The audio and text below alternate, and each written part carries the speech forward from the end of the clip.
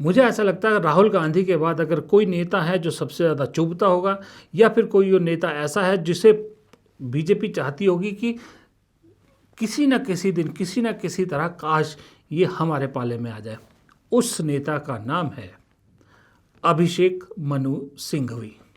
जी हाँ, अभिषेक मनु सिंघवी।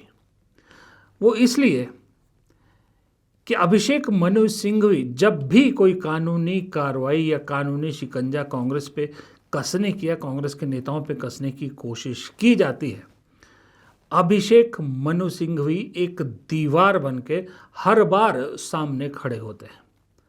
ताज़ा उदाहरण है पवन खेड़ा। पवन खेड़ा को तेलंगाना हाईकोर्ट ने जो अग्रिम जमानत दी है, उसमें बहुत बड़ा रोल अभिषेक मनु सिंघवी का था। मुझे हर्ष है कि पवन जी को राहत मिली है। ये पूरी तरह से झूठा केस है। माननीय उच्च न्यायालय ने सही रूप से सुन के हमको कल विस्तृत रूप से ये हमको आंतरिक आदेश दिया है। मैं आशा और विश्वास करता हूं कि इस प्रकार की प्रतिशोध की राजनीति, इस प्रकार की दबाव की राजनीति बंद हो। हमें पूरी तरह से विश्वास है कि कानून में हम सही हैं। 100 व्यक्तियों का निजामुद्दीन में आना जैसे कोई घोर आतंकवादी घूम रहा है, बिल्कुल निराधार चीज है, गलत चीज है। जिस प्रकार के ऑफेंसेस बनाए हैं, सिर्फ एक आर्मी को नहीं भेजा गया, लेकिन जो दोष बनाए गए हैं, प्रावधान बनाए गए हैं, वो बिल्कुल लागू नहीं है। हर प्रकार के प्रावधान डाल दिए हैं। और सबसे अहम मुद्दा कि अगर आपका कोई मानहानि हुई है सोच की, छवि की, तो उसके लिए आप तहकीकात कर सकते हैं। अरेस्ट का, गिरफ्तारी का मुद्दा ही कहां से उठता है? मुद्दा ही नहीं। लेकिन जो टीम अभिषेक मनु सिंघवी ने खड़ी की है ना, वो टीम भी उतनी ही इफेक्टिवली काम कर रही है जितना अभिषेक मनु सिंघवी खुद कर सकते हैं। गाइडेंस उनकी रहती है। तेलंगाना में पवन खेड़ा का एक एग्जाम्पल है ये। पवन खेड़ा से याद आए कि पवन खेड़ा भी धीरे धीरे उधर हिट लिस्ट में और इधर नवरत्न की लिस्ट में ऊपर चढ़ते जा रहे हैं। बीजेपी की हिट लिस्ट में इसलिए कि पवन खेड़ा की जब भी प्रेस कॉन्फ्रेंस होती है, सारी मीडिया भी जानती है कि आज कुछ मसाला तगड़ा मिलेगा। पवन खेड़ा ने आज तक मुझे नहीं दिख रहा कि पिछले 1.5-2 साल में कोई हल्की प्रेस कॉन्फ्रेंस की हो। जब भी पवन खेड़ा मीडिया से बात करते हैं, कुछ ना कुछ बड़ा खुलासा ही लेके आते हैं। जो वोट चोरी का सारा मामला राहुल गांधी ने खुलासा किया था, पवन खेड़ा की देखरेख में ही वो सारा हुआ था। इसलिए पवन खेड़ा वहाँ चुभ रहे हैं। इधर नवरत्न में इसलिए कह रहा हूँ कि जो मतलब खास लोगों में राहुल गांधी के, वो इसलिए धीरे धीरे ऊपर चढ़ रहे हैं कि सही में वो जो अटैक करते हैं ना कांग्रेस में, राहुल गांधी के अलावा इतना डायरेक्ट अटैक और कोई नहीं करता। अभिषेक मनु सिंघवी लीगल एक्सपर्ट हैं, वो लीगल उससे बोलते हैं।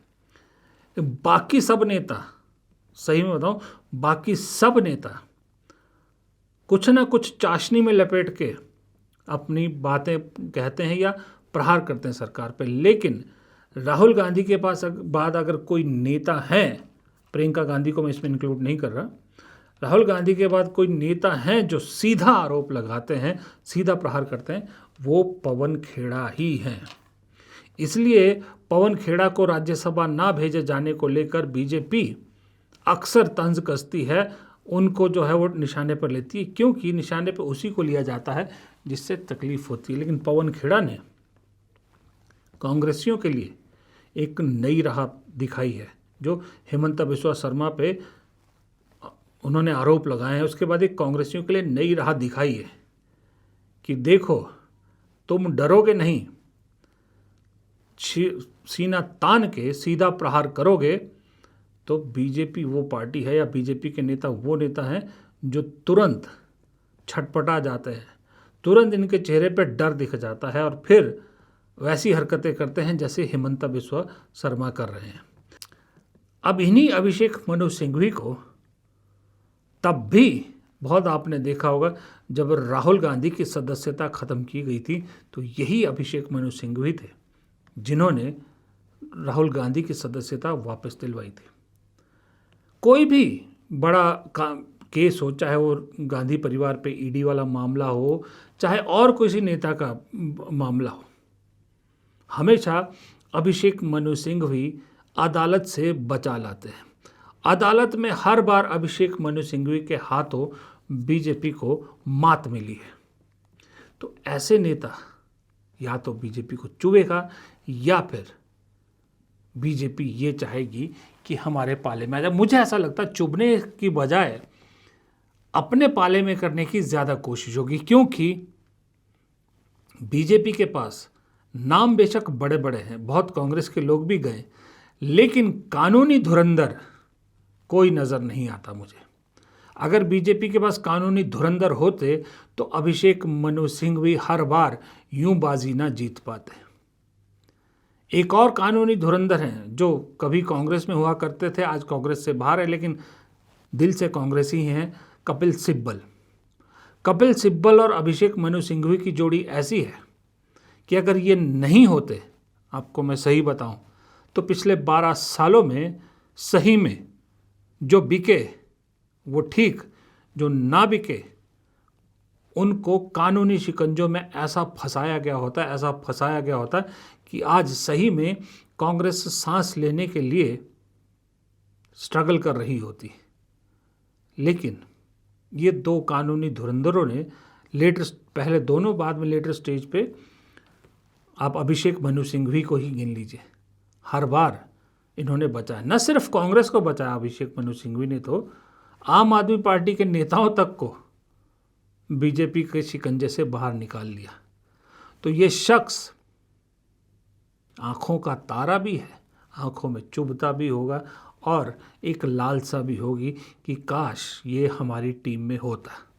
और शायद यही वजह है कि कांग्रेस में राहुल गांधी हो या खड़गे हो या सोनिया गांधी हो, अभिषेक मनु सिंघवी की कीमत पहचानते हैं। आपको मालूम है अभिषेक मनु सिंघवी का एक वायरल वीडियो हुआ था, जो भी उनके निजी ज़िंदगी को लेके हुआ था, उसके बावजूद अभिषेक मनु सिंघवी को कांग्रेस ने बाहर नहीं किया था। अभिषेक मनु सिंघवी से किनारे नहीं हुई थी कांग्रेस। हाँ, अभिषेक मनु सिंघवी कुछ समय तक खामोश ज़रूर थे, लेकिन कांग्रेस ने साथ नहीं छोड़ा था। और वापस अभिषेक मनु सिंघवी जैसे ही एक्टिव हुए, तुरंत कांग्रेस ने उन्हें वही स्थान दिया जो पहले था। वरना राज्यसभा के लिए देखिए, हिमाचल इनको भेजा, हिमाचल में जो भी हुआ, हॉर्स ट्रेडिंग या जो भी कहें आप, वहाँ राज्यसभा चुनाव इन्हें षड्यंत्र से हरा दिया गया। उसके बावजूद भी वहाँ कांग्रेस ने इन्हें छोड़ा नहीं। कांग्रेस ने इन्हें तेलंगाना भेजा, तेलंगाना से राज्यसभा भेजा, और अब दोबारा अभिषेक मनु सिंघवी को राज्यसभा में भेजा है। राज्यसभा ना भेजने की वजह से ही कपिल सिब्बल कांग्रेस से नाराज़ हुए थे, लेकिन उससे एक गलती से सीखा कांग्रेस ने कि सिर्फ नेता से ही पार्टी नहीं चलती। अगर आपको बीजेपी से लड़ना है ना, तो आपको हर फील्ड के माहिर चाहिए, संगठन के माहिर चाहिए, राजनीतिक धुरंधर चाहिए, अच्छे वक्ता चाहिए, अच्छे स्ट्रेटजिस्ट चाहिए, अच्छे राइटर चाहिए, और साथ ही अच्छे कानूनविद भी चाहिए और अच्छे प्रवक्ता भी चाहिए। इसलिए स्टेप बाय स्टेप कांग्रेस ने काम किया है। अभिषेक मनु सिंघवी को जो लीगल टीम का हेड बनाया है, ऐसा नहीं है कि हर जगह अभिषेक मनु सिंघवी जाते हैं, जैसे पवन खेड़ा के मामले में नहीं गए थे। तो एक नई राह पवन खेड़ा ने भी दिखाई है कि जो नए लीडरशिप तैयार हो रही है कांग्रेस में, उन लीडरशिप को दिलेरी कैसे दिखानी है, डट कर कैसे सामना करना है सत्ता का, वो पवन खेड़ा दिखा रहे हैं। इसलिए मुझे ऐसा लगता है कि अभिषेक मनु सिंघवी, पवन खेड़ा, ये तो ऐसे नाम हो गए हैं जो राहुल गांधी के बाद सबसे ज़्यादा वहाँ पर जब भी डिस्कशन होती होगी तो इन नामों पे ज़रूर चर्चा होती होगी, इनसे नफरत होती होगी। लेकिन अभिषेक मनु सिंघवी ऐसे हैं जिन्हें आधी नफरत और आधा ललचाई नज़रें भी ज़रूर मिलती होगी। फिलहाल इस वीडियो में इतना ही। प्रदीप चौहान को दीजिए इजाज़त। नमस्कार।